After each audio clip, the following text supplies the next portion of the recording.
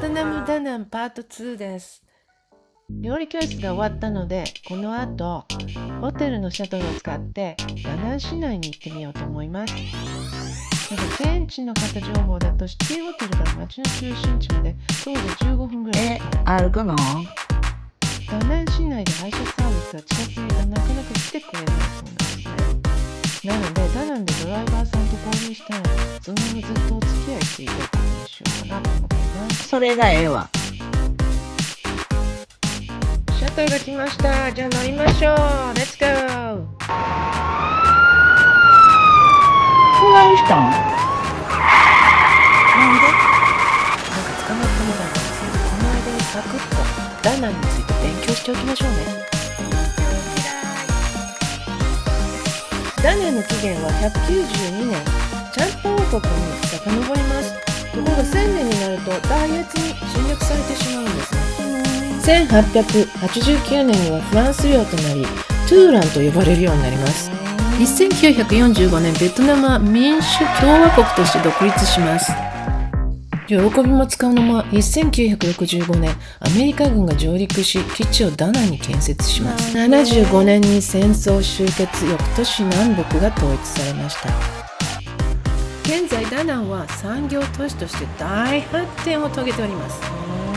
この美しい建物、これが新しいダナン博物館なんですけれども、ただこれ所要時間が3時間ぐらいかかるそうなので、またゆっくりと別の日に来たいと思います。うさことそねとのプチ贅沢旅。ちょっと遅れましたが、1分前にドライバーさんに合流できました。で、行きたいところのリストを書いて渡すと、まずここに連れてこられました。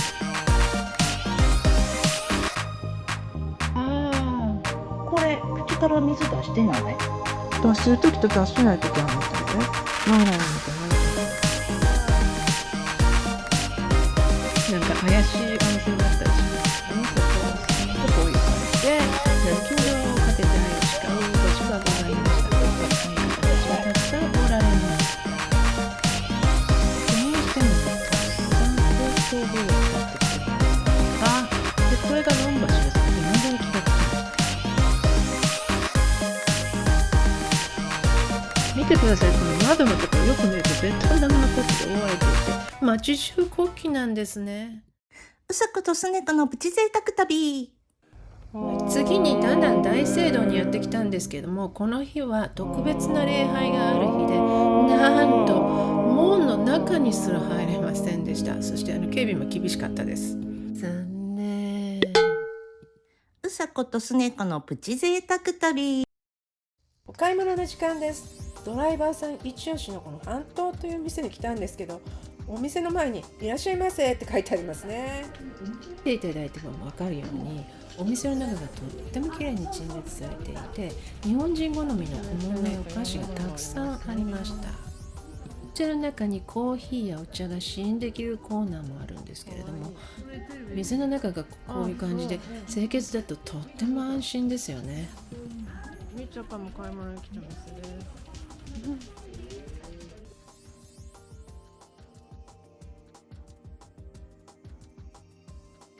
実はここで私たちは結構買っちゃったんですよね。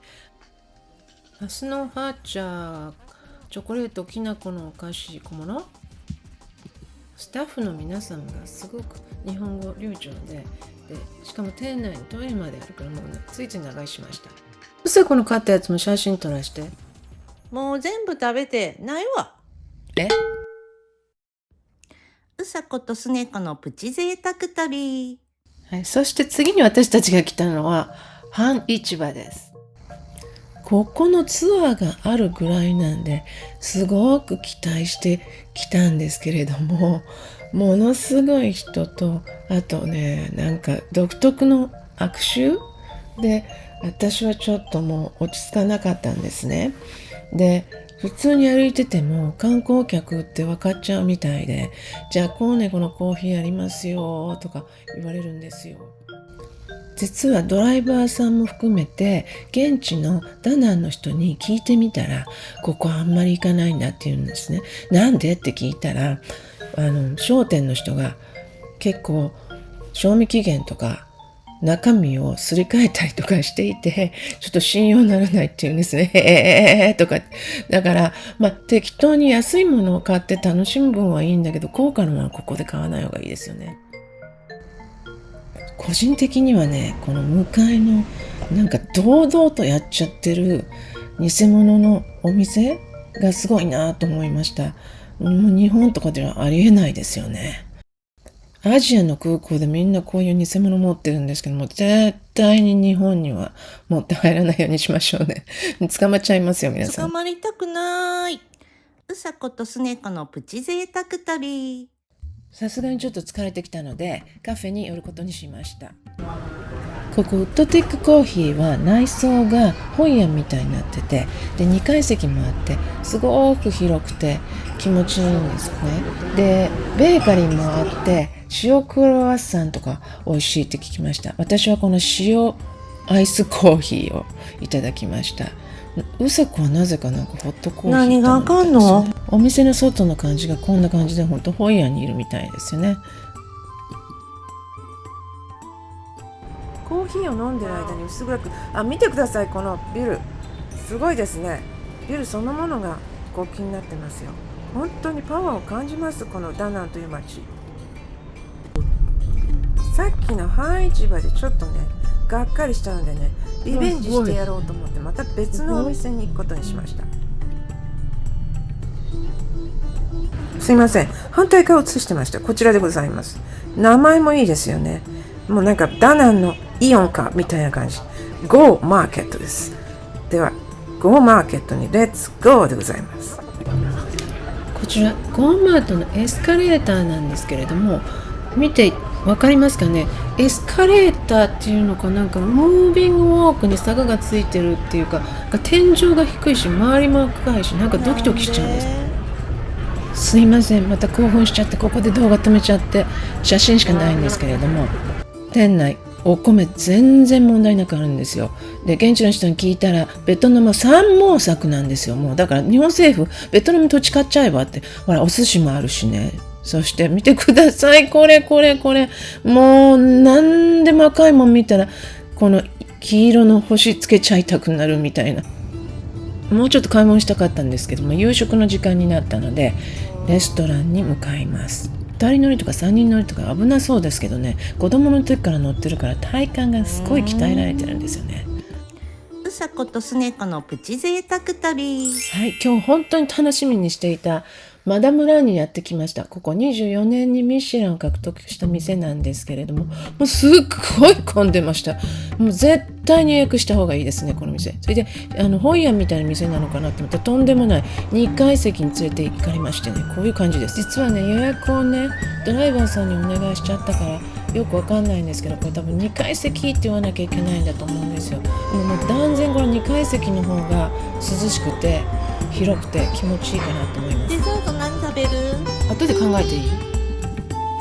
最初に食べたのがこの海鮮のトマト煮込み、上にパクチーが乗ってますけどね、それ以外は洋風で食べやすかったです。次に頼んだのがフォーなんですけどね、ダナンでフォー頼むなんてちょっとね失態ですよね。もう美味しかったです。一番最初にこれを食べたかったんですけれども、なぜか一番最後に生春巻きがやってきまデした。ザート何食べる？眠たくて考えられへんようになってきた。横に座ってる実はね、マダムランでもデザート食べようと思ってたら、もうだんだん眠くなってきて、もうダメだ、もうホテルに帰らせてくださいって言ってホテルに帰ることにしました。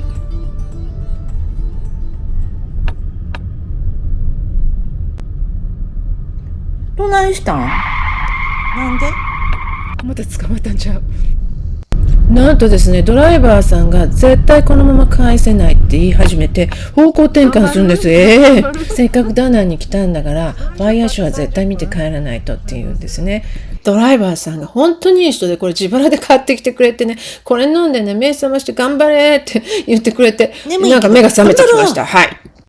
リフレッシュできたのでロンバシについて勉強しておきましょう。勉強嫌い。完成したのは2013年3月29日。そして設計したのは、なんとアメリカの会社ルイスバーガーグループです。全長660メートル、幅は37.5メートル、6車線あるそうです。ショーをどこで見るかっていう問題なんですけども、橋の上から見てもいいし、遊覧船に乗って見てもいいし、ルーフトップカフェにも行ってもいいんだけども、ローカルのドライバーさんは絶対ここがおすすめということでした。Are you ready?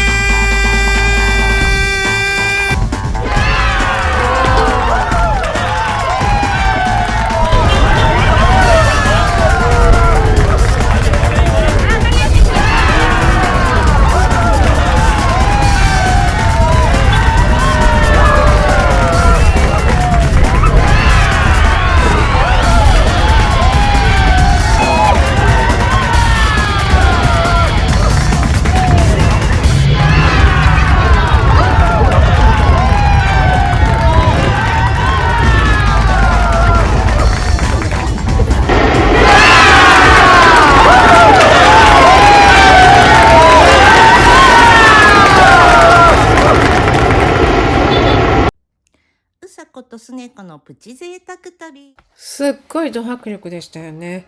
これからも発展しかない元気なダナにパワーをもらえた気がします。ちなみにベトナムでは国旗掲揚が義務付けられており、50周年の今年は特にあちこちで見受けられました。では最後にベトナムの国歌を聴きながら国旗の変遷をご覧ください。